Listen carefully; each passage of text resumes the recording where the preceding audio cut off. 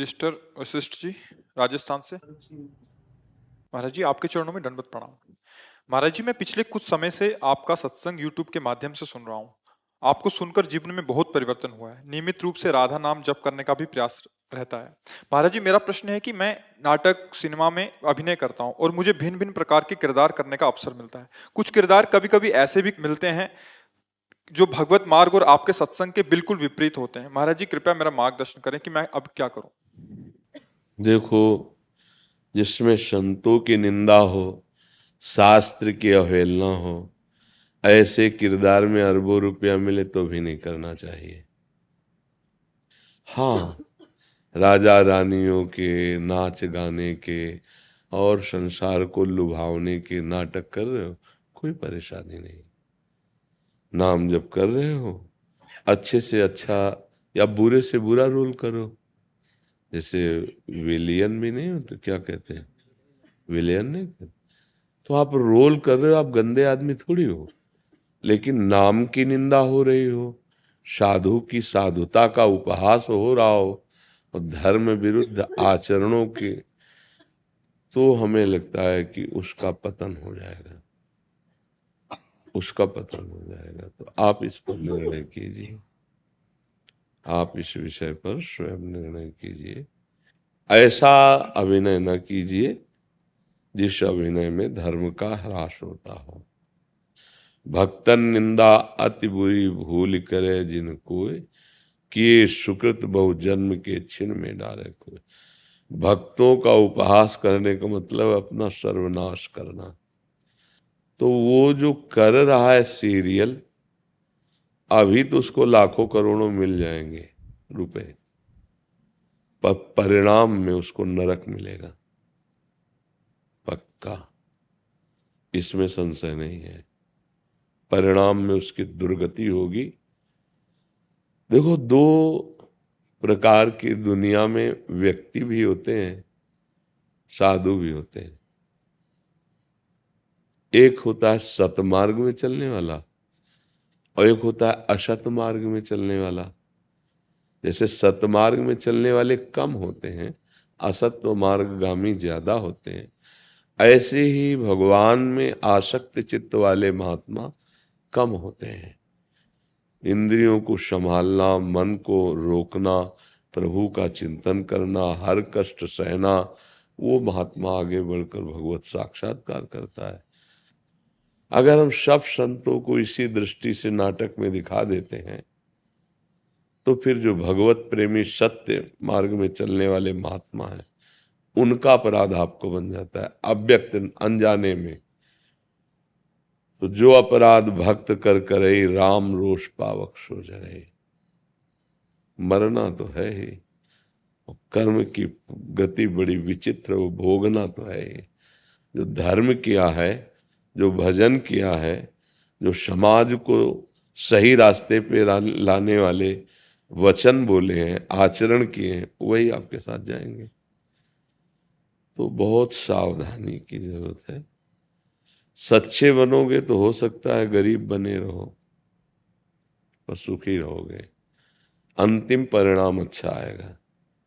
गंदे बनोगे तो हो सकता है धन संग्रह कर लो, बहुत बुरा परिणाम होगा जिसको सोच नहीं सकते।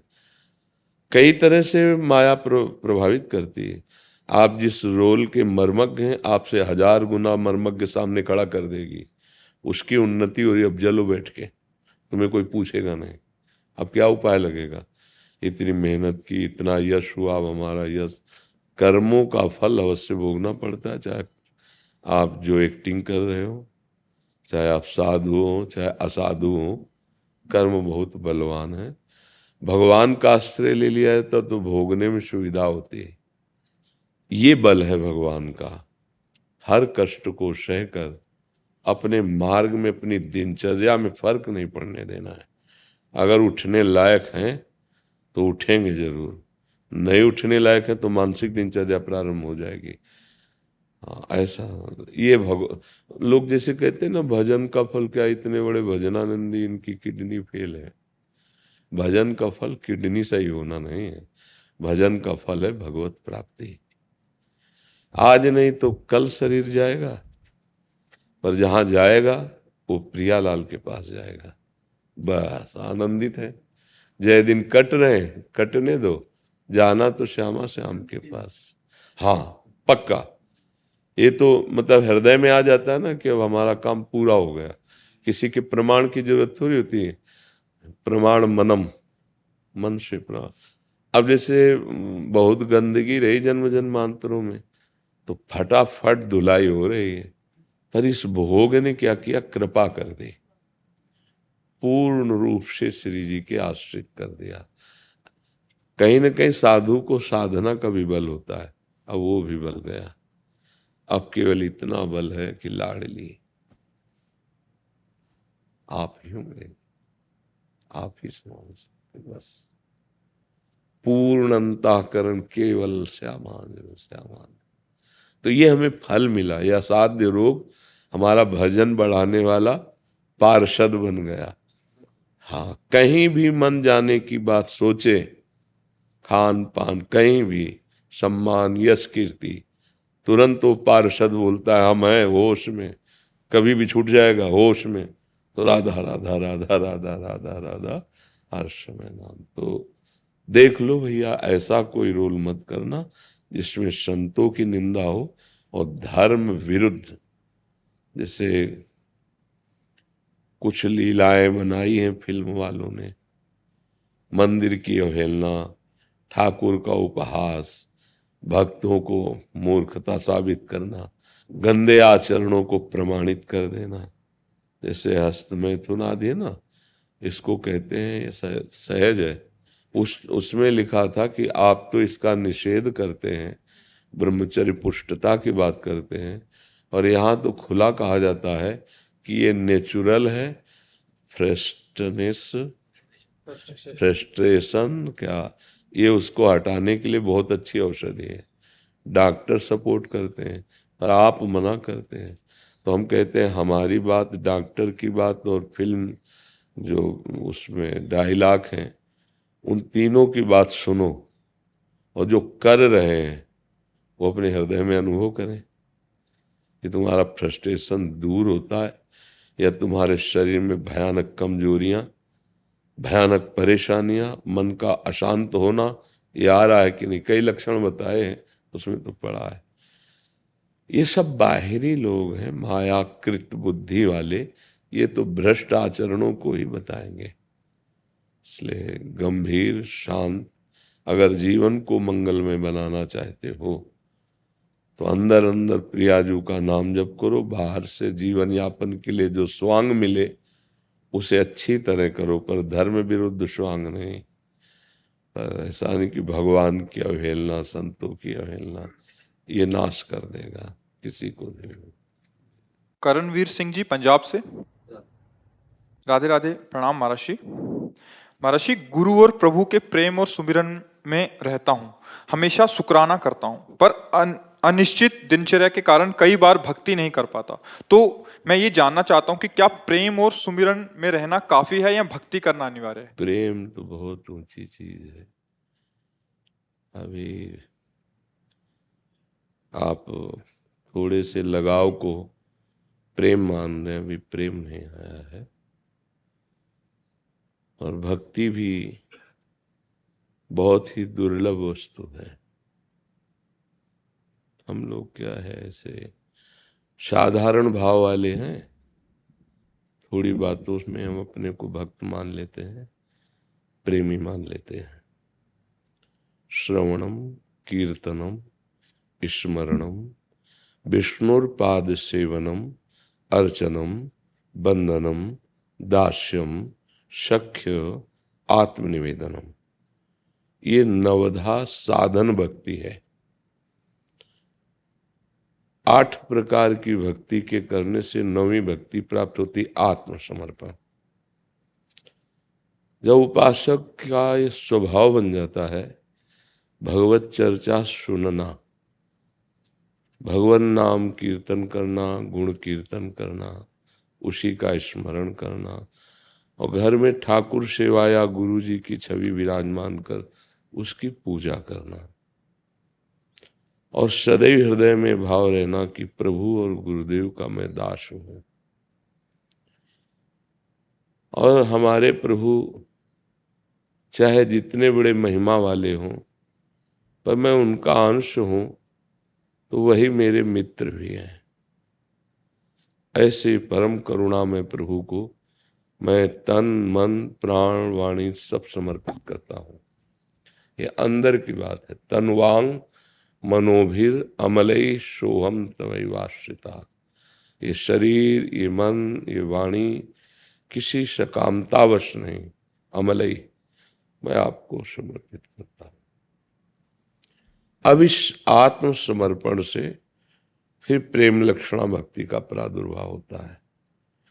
पाई रस भक्ति गूढ़ जुग जुग जग दुर्लभ भव इंद्रादि विधिम आगम अरु निगम पुराण अगोचर सहज माधुरी रूप निधिम अनभय आनंद कंद निज संपत्ति गुप्त सुरुति प्रगट करणम जय जग उद्योत व्यास कुल दीपक श्री हरिवंश चरण शरणम। साधन तो नवधा भक्ति का हुआ, आत्मसमर्पण से आराध्य देव गुरुदेव कृपालु हो गए, फिर उन्होंने अपने श्री चरणों का प्रेम प्रदान कर दिया।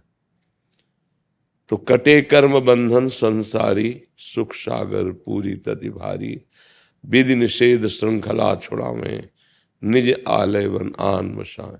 ये सब अब हरि का काम हो गया। अब ये गुरु की जिम्मेवारी है। वो आपके संचित समस्त कर्मों को भस्म कर देंगे। क्रियमाण उनकी आज्ञा के अनुसार चल रहे हो, इसलिए बांधने वाले नहीं होंगे। प्रारब्ध मन प्रभु में अर्पित कियो तो शरीर भयानक दुख में है, पर मन आह्लादित रहेगा। ऐसा उपासक जो प्रारब्धवशात प्राप्त सुख दुख को समान भाव से भोग रहा है, निरंतर ऐसा अनुभव कर रहा है हरि की हमारे ऊपर कृपा है, वो भगवत परम पद को ऐसे प्राप्त कर लेता है जैसे पिता की संपत्ति पर पुत्र का अधिकार होता है। तो ये बात कहना कि हमें प्रेम है पर हमारी दिनचर्या निश्चित नहीं है, इन दोनों में बड़ा अंतर है। बिना नेम के प्रेम नहीं होता, और प्रेम जब जागृत होता है तो उसका एक पर्सनल नेम होता है। ये सब नेम उसी में समा जाते हैं। उसका बस नेम होता पिय मूर्ति नयनन बसय ते रस रहाय समाय। ये लक्षण सुनि प्रेम के और न कछु सुहाय, और न कछु सुहाय फिरे अपने मद मातो कुटुम देह ते जाए छोटी सब ही विधि ना। तो प्रेम का एक स्पेशल नेम है, वो किसी और का फिर स्थान नहीं रहने देता है। ना ही न रहो ही अमा ठौर, गोपीजन कहते हैं। कान भय प्राण में, प्राण भय कान में, ही में ना जान परे कान है कि प्राण है। प्रेम शब्द मत कहो, प्रेम बहुत दुर्लभ वस्तु है। प्रेम सदा बढ़िवो करे जो शशकला प्रवेश, पर पूनो या में नहीं ताते कबहु न शेष। छीनय घटे छिन बढ़े सो तो प्रेम न होए, अघट प्रेम पिंजर बसे प्रीति कहावे सोए। ना काहू सो बोली वो ना कोई व्यवहार, अपनी कुंवर किशोरी को जियत निहार निहार। प्रेम का एक अलग स्वरूप है। भयानक कष्ट अपमान तिरस्कार निंदा उसके लिए खिलवाड़ है, कोई प्रभाव नहीं पड़ेगा प्रेमी के हृदय में। अभी हम सब विषय आकर्षण के अंतर्गत हैं, देह भाव के अंतर्गत हैं। प्रेम का प्रभाव होता है वो देह विस्मृति करा देता है। पांचों भूले देह सुधि, आचार्यों ने कहा। थे बचन मिथुन मुख निसरत, सुनि सुनि देह दशा के नुकुलो। प्यारी जो प्यारे जो अद्भुत रास कर रहे हैं, तत्ता थे ताता थे। इन शब्दों को सुन करके प्रेमी वही होता है जहां रास हो रहा है, तो देह शुद्ध है नहीं। एक बार स्वामी श्री हरिदास जी महाराज यमुना के पावन पुलिन पर बैठे थे। अब चिंतन में होली लीला हो रही थी प्रिया प्रीतम की। तो लालजू का पक्ष जोर हो गया और लाडली जू के पक्ष को रंग दिया। इतने में एक बहुत बड़ा व्यापारी आया था जो 500 वर्ष पहले 1 लाख का इत्र लाया था। काफी समय का अंतराय होता है।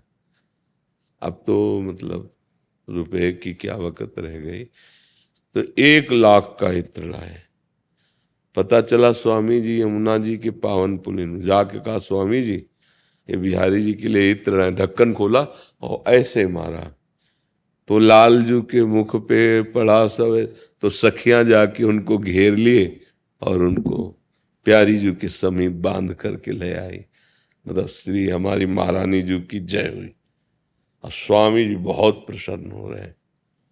वो इत्र लाने वाला जल गया कि इतनी दूर से महंगा इत्र रेत में फेंक दिया, क्योंकि उसको सामने दिखाई देता है रेत में। स्वामी जी जब बाह्य दशा को हुए तो उसकी तरफ देखा, कहा जाओ निधिवन में बिहारी जी विराजमान हैं, दर्शन करो जाके। तो चल दिया। जे ही गेट पे पहुंचा तो वही इत्र की खुशबू, और जे ही दर्शन करने गया तो पूरे बिहारी जी भींगे थे उसी इत्र से। फिर स्वामी हरिदास जी के चरणों में गिरा कि प्रभु आप जैसे महापुरुषों की महिमा हम नहीं जान सकते। हमारे हृदय में जो क्षोभ हुआ उस गलती को आप क्षमा कीजिए। प्रेम प्रियतम से दूर नहीं करता। बिना प्रेम के भगवत साक्षात्कार नहीं होता। मिलहि न रघुपति बिनु अनुरागा।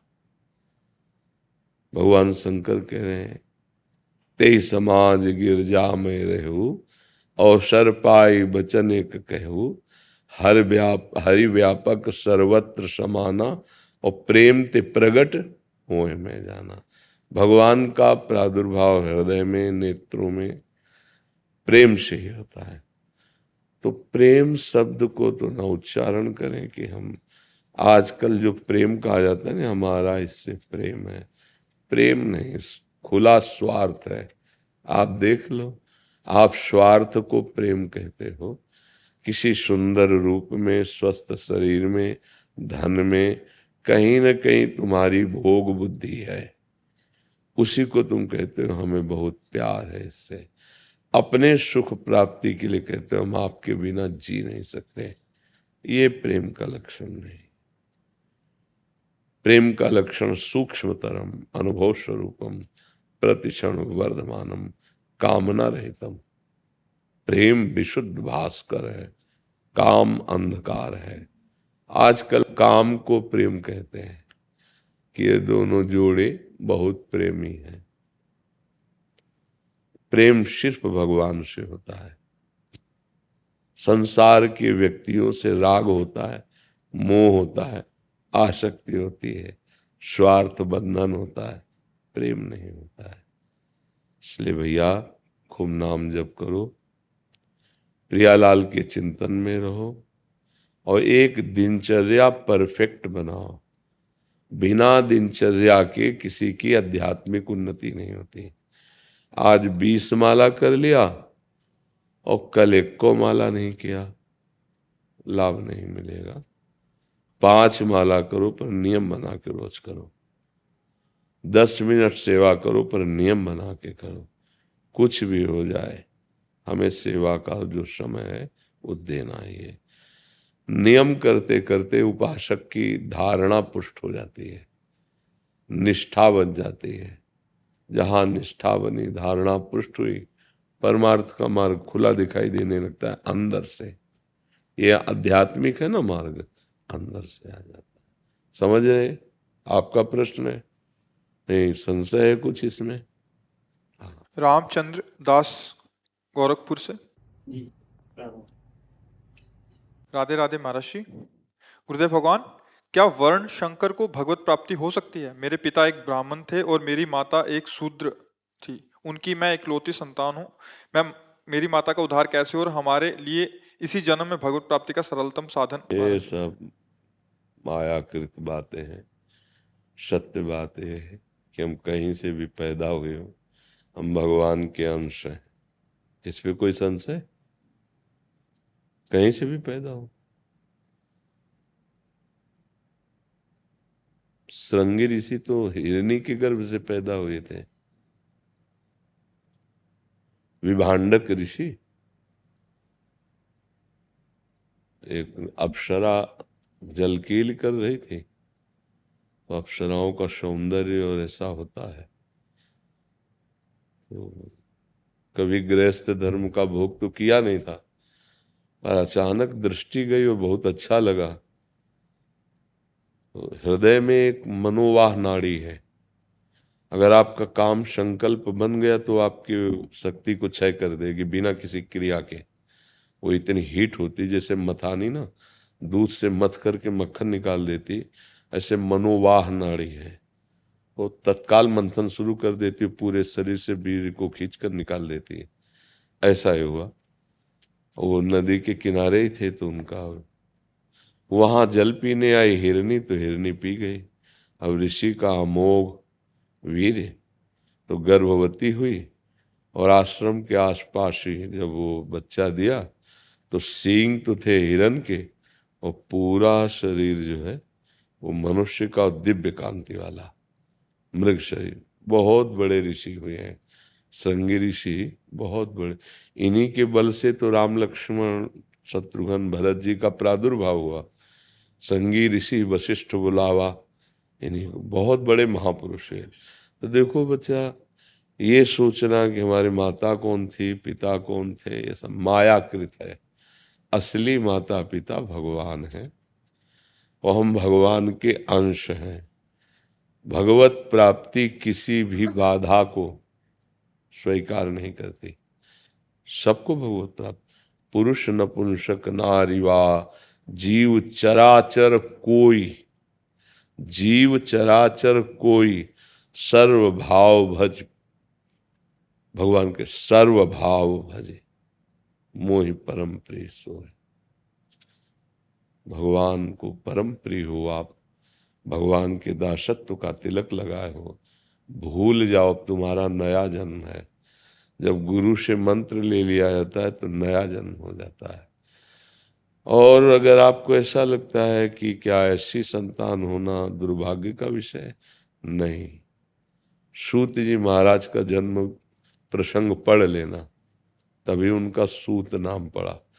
वो 88,000 ऋषि नीचे बैठते हैं, वो आप सिंहासन पे बैठ के भगवत चर्चा करते हैं। लोमहर्षण जी उनका नाम है। इसका मतलब ये कोई निंदनीय बात नहीं है। हाँ, संसार में बने रहो तब तो निंदनीय ही बात है। प्रभु की तरफ आ गए तो अगर घूरे में तुलसी जी जमी हो तो तुलसी जी तो तुलसी जी है, नहीं? तो गंडकी नदी का हर पत्थर शालिग्राम है, नर्मदा जी की हर शिला भगवान शिव है। ऐसे सृष्टि में हम सब जितने जन्मे हैं ये सब भगवद अंश हैं। ये तो सब बाहरी माया का नाटक है कि माता पिता ऐसे थे तो हमारा भला कल्याण। माता पिता का भी कल्याण हो जाएगा जिस जननी ने गर्भ में धारण किया है। हाँ, देखो गोकर्ण जी गाय के गर्भ से जन्मे थे और जगत मंगल करने वाले बने ना, धुंधकारी का उद्धार किया, हजारों लोगों को भगवत कथा सुना के। तो इन बातों पर ध्यान नहीं देना चाहिए। खूब नाम जप करो, भगवद आश्रित रहो, और आज के बाद ये चर्चा मत करना कभी मैं प्रभु का हूं। बस तिलक लगा लिया तो अब हरि के दास हैं हम। हरि के दास की जाति नहीं होती। हरि का भजे सो हरि का होए, जाति पाति पूछे नहीं कोई। हाँ, कुछ नहीं। एक प्रसंग सुना होगा आपने, राजसूय यज्ञ जब भगवान ने कराई युधिष्ठिर की, तो उसमें था कि जब यज्ञ पूर्ण हो गई तो घंटा नाद होगा। उस यज्ञ में भगवान ब्रह्मा जी थे, भगवान श्री कृष्ण भी जी थे, भगवान शंकर भी थे, भगवान व्यासदेव जी थे, और पूरे विश्व के ऋषि आए थे, क्योंकि भगवान जहाँ है वहाँ सब। पूरी यज्ञ हो गई पर घंटा नाद नहीं हुआ। तो युधिष्ठिर ने कहा, भगवान क्या त्रुटि हो गई यज्ञ में, क्योंकि सब वेद वेदांगों के पारंगत महापुरुष हैं, कोई यज्ञ में त्रुटि तो होने पर घंटा क्यों नहीं बजा? तो उनका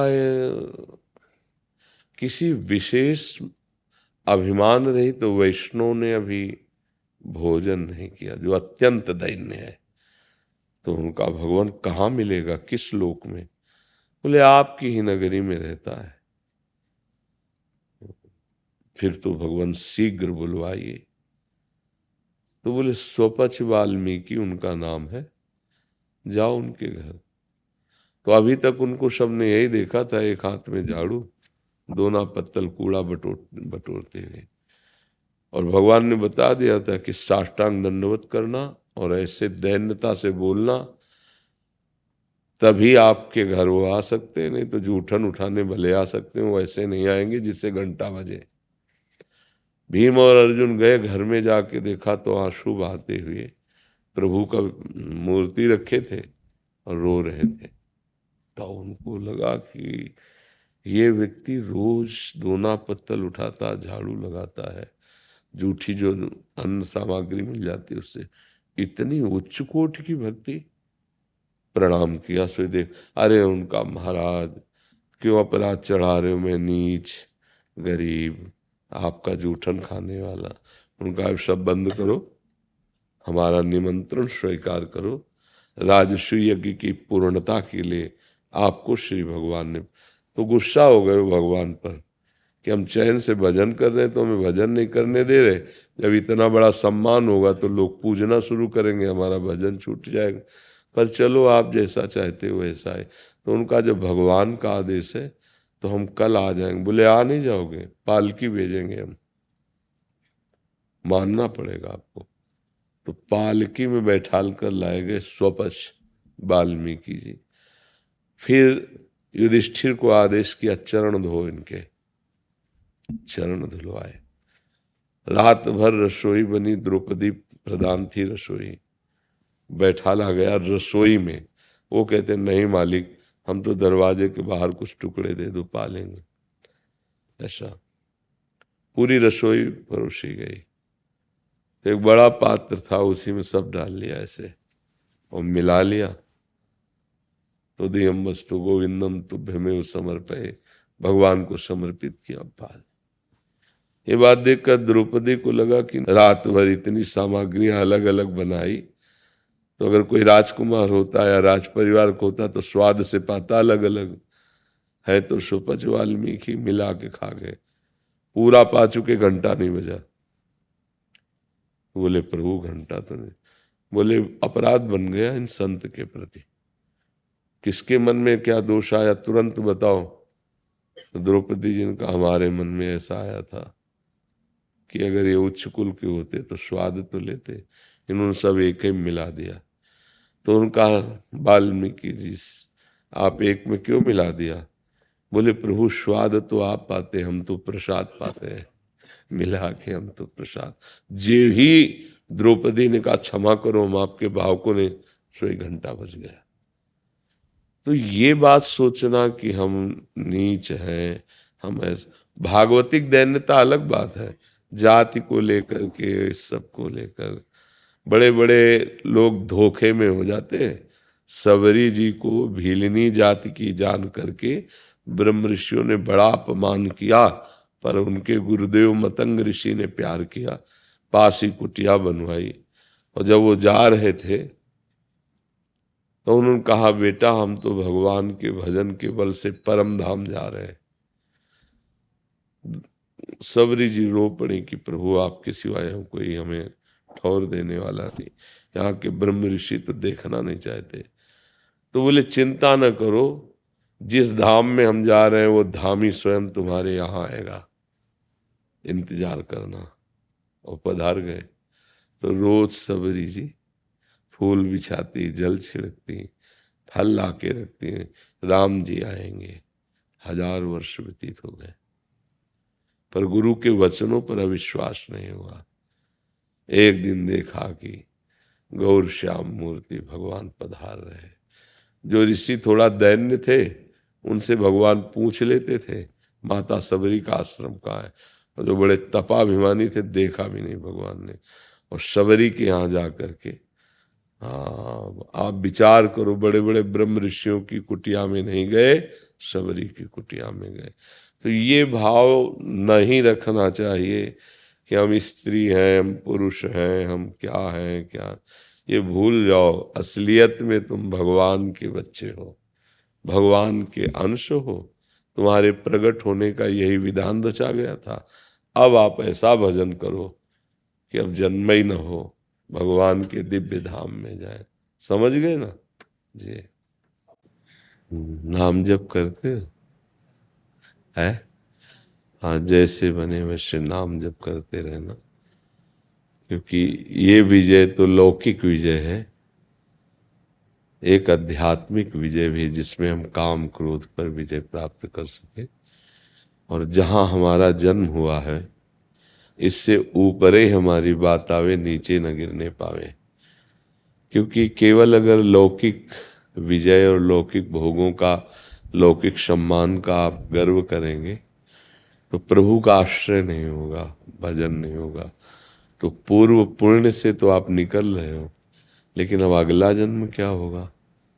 जब तक भगवान नहीं मिलते तो मोक्ष तो प्राप्त नहीं होता, हमें बार बार जन्म मरण भोगना पड़ता है।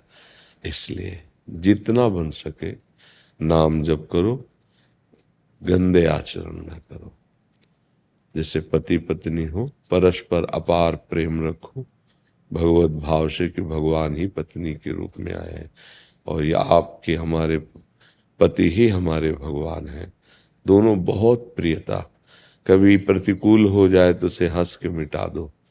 जैसे गाड़ी के दो पहिए ठीक चलते हैं ना, तो लक्ष्य मिल जाता है, ऐसे दोनों मिलकर धर्म कार्य भी करो, नाम जप भी करो और देश को जिताओ खेल के द्वारा, किसी भी तरह हो। जब आप जीतते हो तो भारत शब्द लगता है आपके आगे कि भारत विजयी हुआ, मतलब हम सब उसी में सम्मिलित हो जाते हैं। आपका पर्सनल नाम नहीं रहता, आपका पर्सनल संबंध नहीं रहता, आप हमारे देश के प्रतीक बन जाते हैं। कहते हैं ना, इंडिया जीत गई। हाँ, तो इसलिए ये बहुत गर्व का विषय है। और नाम जब करते हैं ना, धर्म से चल। वैसे मैं तो मतलब हमारे इष्ट देवी हमारी माता रानी को मैं ज्यादा मानती हूँ, लेकिन मैंने जब से आपके मतलब वीडियोस देखे तो बहुत मतलब अच्छा लगा, दिल को बहुत शांति मिलती है। और कभी कभी बहुत परेशान हो जाते हैं, जैसे कि लाइफ में बहुत हाँ, ज्यादा ऊपर बहुत नीचे होती है, चलता रहता है, होती है। लेकिन फिर भी कभी कभी बहुत परेशान होते हैं, खुश होते हैं, तो मैं सुनती हूँ तो बहुत अच्छा लगता है। और आज सिर्फ और सिर्फ आपके दर्शन करने के लिए आए थे हम, और यही आपके दर्शन करने की इच्छा थी। बहुत अच्छा लग रहा है आपसे मिलके, और मैं पता नहीं क्यों इमोशनल हो रही हूँ, लेकिन वो जैसे ये जगह है इमोशनल वाली। आपके सदोचना को सुनते हैं बहुत ज्यादा। मैं तो बहुत ही छोटी उम्र में माता पिता गुजर गए थे, उसके बाद कभी ऐसा समय था कि रोटी खाने को भी नहीं था मेरे पास, अकेला। तो आपकी और प्रभु की कृपा ही, आप जैसे संतों का आशीर्वाद रहा मेरी जिंदगी पर में कि आज भारत देश का कप्तान बना, अर्जुन पुरस्कार भी, तो फिर आज आपके दर्शन करने के लिए आ गए। हम चाहेंगे कि इतनी ही नहीं और उन्नति प्राप्त करो, और सबसे बड़ी उन्नति कि भगवान हमारे दोस्त बन जाए, है नहीं? वो हैं, हर कदम पे हैं। हर कदम। हाँ है। जब द्रवहि दीन दयालु राघव तो साधु संगति पाइए। जब भगवान जिस पर प्रसन्न होते हैं उसे अपने प्रेमी संतों से मिला देते हैं। भगवान की विशेष कृपा है। जैसे गुरुजी हमें दुख मिलता है इस जन्म में, जबकि हम इस जन्म में बहुत ही अच्छा कर्म कर रहे होते हैं, और फिर भी हमें बार बार भुगतना पड़ता है, जबकि हमें पीछे का याद भी नहीं। ऐसा क्यों है? क्योंकि हमारे कर्म पीछे के हैं। आपने आज कौन सा वार है? सोमवार में अगले सोमवार को क्या खाया था? देखो, स्मृति मिटा देती ना, माया मिटा देती ना। ऐसे ही हमारे एक जन्म में नहीं हुए, बहुत जन्म हो गए, पर करता तो हम ही रहे, शरीर बदलते गए। जैसे आप तो अपना उदाहरण देती हैं, हम अपना उदाहरण देते हैं। बचपन से भगवान के मार्ग में 13 वर्ष की अवस्था से किसी को ऐसे कष्ट दिया हो याद नहीं, और भयानक कष्ट है, किडनी का रोग, बुखार इस समय भी, और शरीर में दर्द ऐसा, तो हम इसे हंस करके भोग रहे हैं कि हमारे जन्म कर्म का फल है ये। इस समय आप अच्छा कर रहे हैं, ये अगली फसल है, पीछे जो गंदी फसल है उसका भी तो परिणाम आएगा ना। कुछ दुख होता है मान्यता का, उसमें दुख नहीं, पर हम मान लिए हैं, और कुछ दुख होता है पूर्व कर्मों का। तो इसी को मिटाने के लिए तो हम आपको नाम जप कहते हैं कि नाम जप करो तो पूर्व दुख मिट जाएंगे। तो आप कह दो आपके क्यों नहीं मिट जाते? क्योंकि हम चाहते नहीं हैं। ये शरीर नष्ट होगा आज नहीं तो कल।